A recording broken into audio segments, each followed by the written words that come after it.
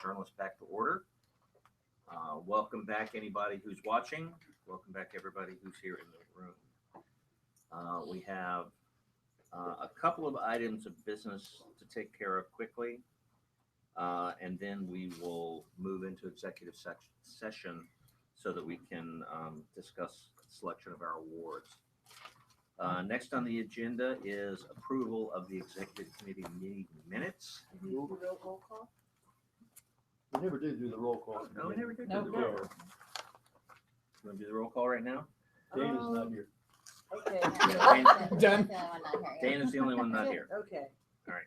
All right, So, okay, Fletcher? here. Walsh? Here. Baker here, Copen Katza? Right here. Newt's not here, Radsky? Here. McCloskey? Here. Thank you. Thank you for picking that up. Did you have a motion, Mr. McCloskey? Move that we approve the executive committee meeting minutes for January 6/16, January 30/16, Feb 29/16, and April 11/16. Is there a second? Second.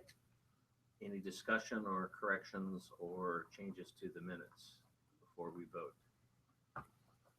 All in favor? Aye. Aye. Opposed? Thank you very much. Next up is the report of the president. A couple of quick things to share.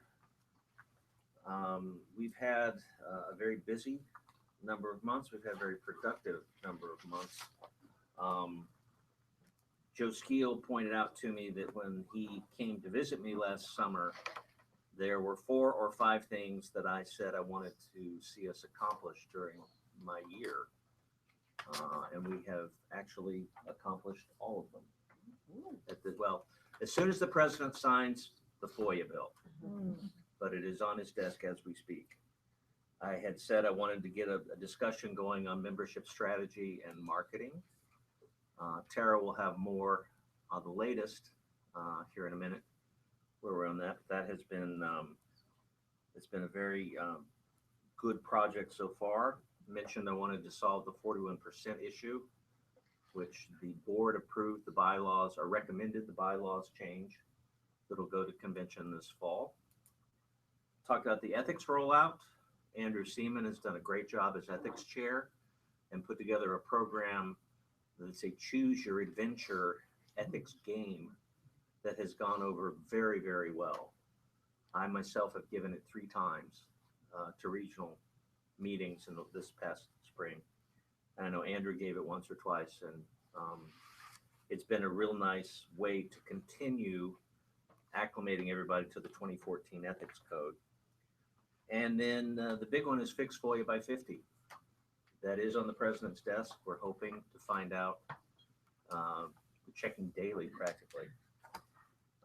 One of the things that we've continued to do, Jennifer Royer has done a superb job of keeping us out there with statements and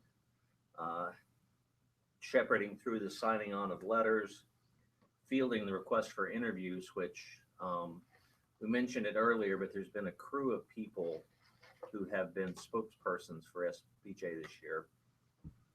Lynn is going to be on Iowa Public Radio on Monday. I was on Jim Bohannon's show last Thursday night. One of the more interesting interviews I did was for U.S. News. It was back when the Scandinavian countries were meeting here with President Obama. And the U.S. News reporter had picked up on the fact that those are the countries that are at the top of the press freedom list that Reporters Without Borders maintains.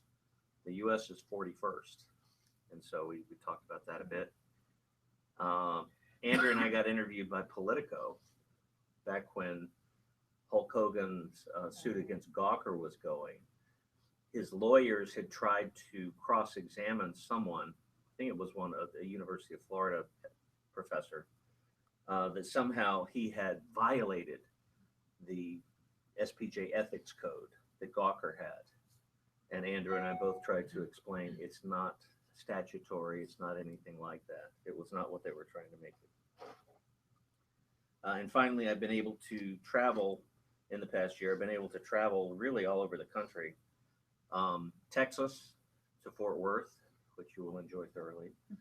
To New York, to come up to see the Deadline Club's Hall of Fame lunch. DC we took a group to the White House to argue against PIO use and that kind of thing with Josh Earnest. Went to Cincinnati, where Patty and Deb Givens had a superb regional conference.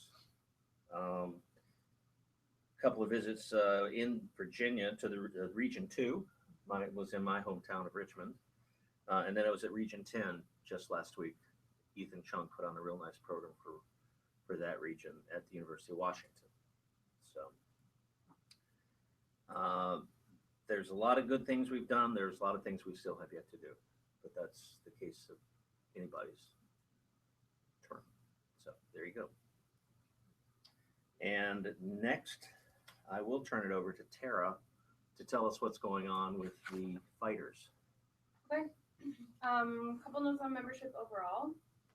The numbers are steadily increasing. We have wins there. It's good.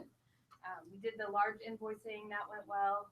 We have a lot of irons in the fire as far as projects go having to do with membership. I will let you know the associate category is up on the website, but it is a quiet venture at this point. So the first associate newsletter will roll out at the end of this month. And then we also marketed it to everybody who let their associate membership lapse for the last 5 years. So we're seeing some of those trickle back in, which is good.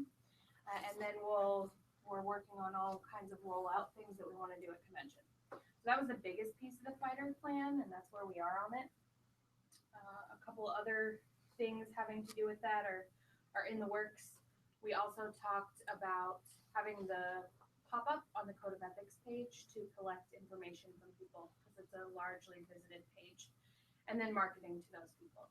So we've now created a plan for them. They're going to be called prospects internally for us, and we have a plan to kind of give them things, bits and pieces of SPJ to give them a taste, and then obviously hope that they get sucked into the funnel and turn into associates or professionals depending on their needs.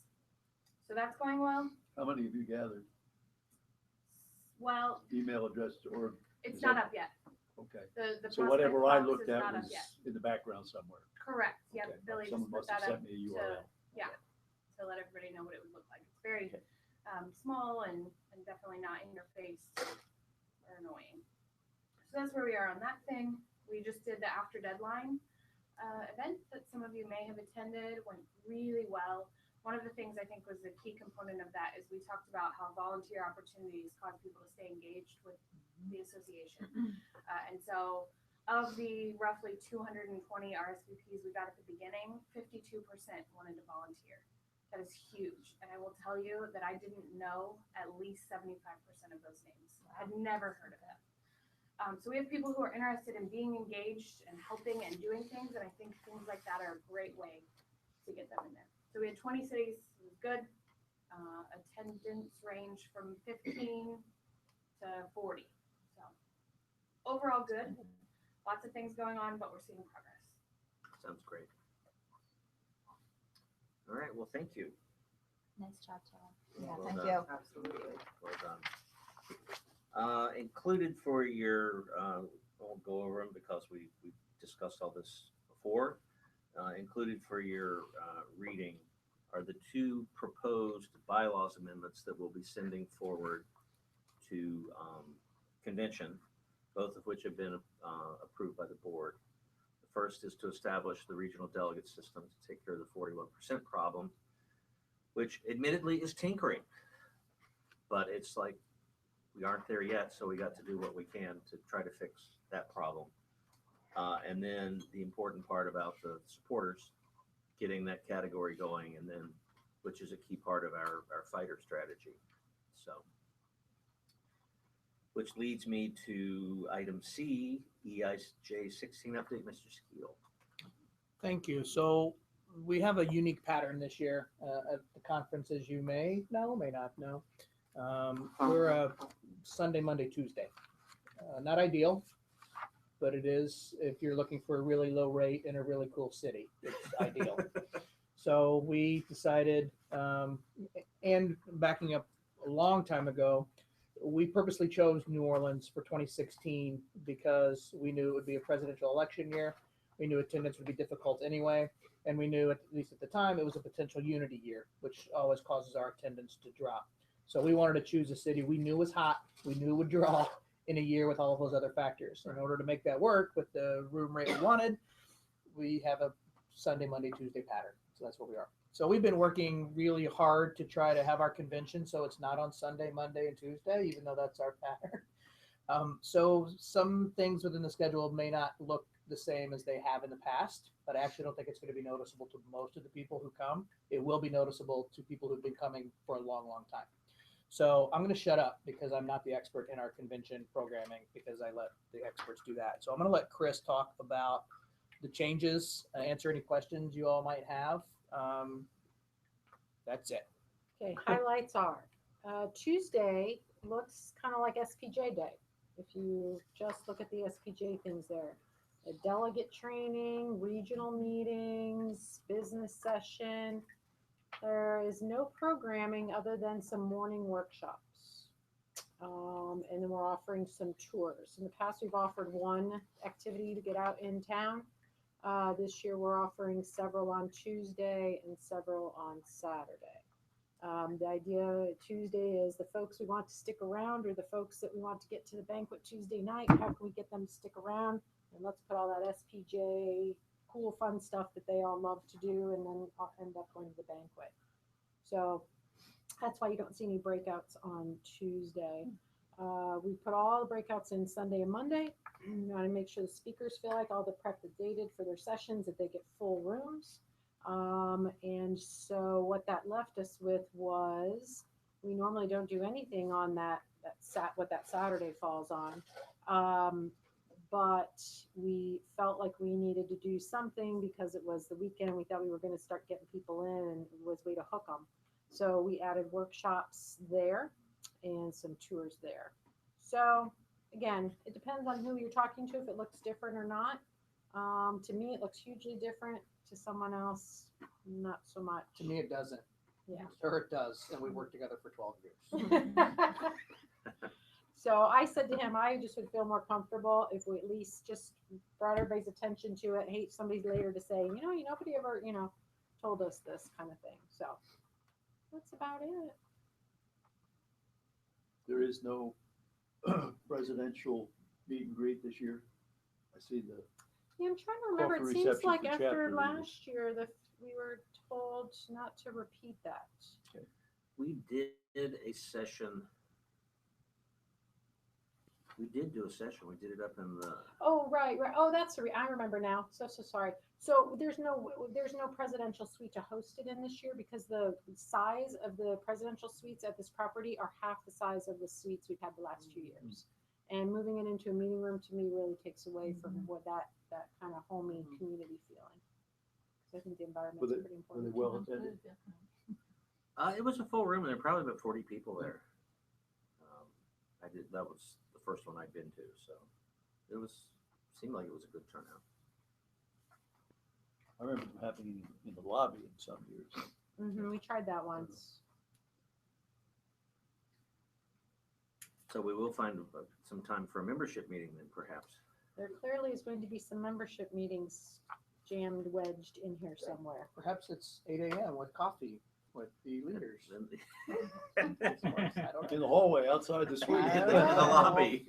Chris will figure out how to we'll find room and space. We'll figure it out. Down and get beignets. Yeah, hey, that Yeah. sounds très bien. Any questions for Chris or Joe or Tara or Abby before we move into executive session?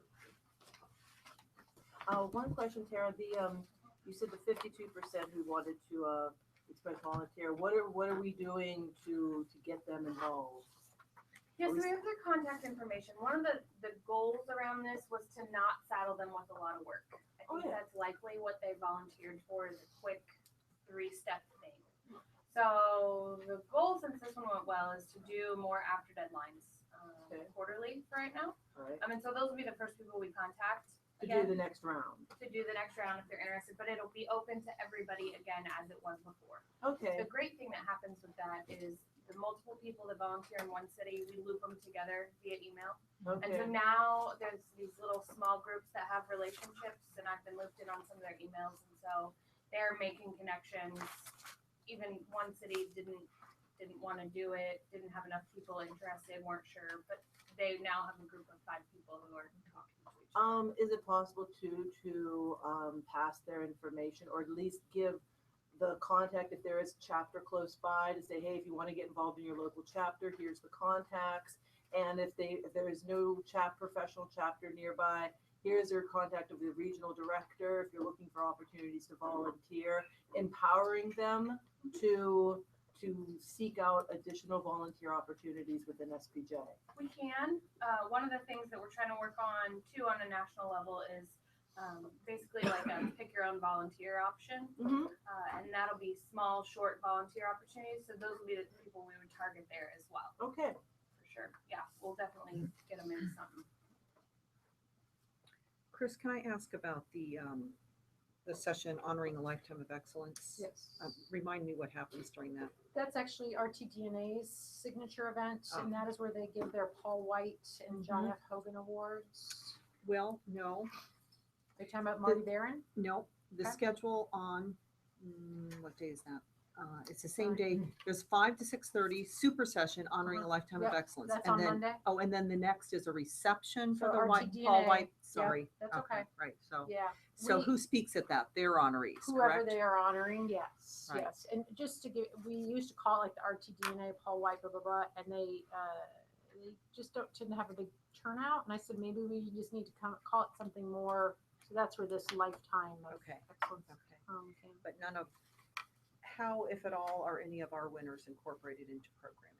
Well, so the programming, as you know how the process works, right? We do call for programs, proposal to the committee, but if the committee chose to say, let's look at some of the SDX award winners or some of the Murrow award winners or some of the NAJA award winners, like the programming committee could reach out and look to those folks. But if you're talking about like do a session on how to do award winning work, that kind of concept, that would be from the programming committee. Are these folks alerted early enough that they are winners, that they actually, that it would be possible to build programs around them, or see, the programming deadline is so early. Right, right? yeah. And I don't know when these folks know, so I Can you know. answer? On the end of April. End of April, then. end of April. Yeah. So and it we is would- conceivable. I just feel like Mhm. this is such an opportunity Sure. to bring these high achieving journalists into the SPJ world. Mhm.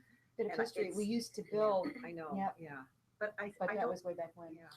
We've actually tried it in my time at SPJ, and when we reached out to them, they don't want to come.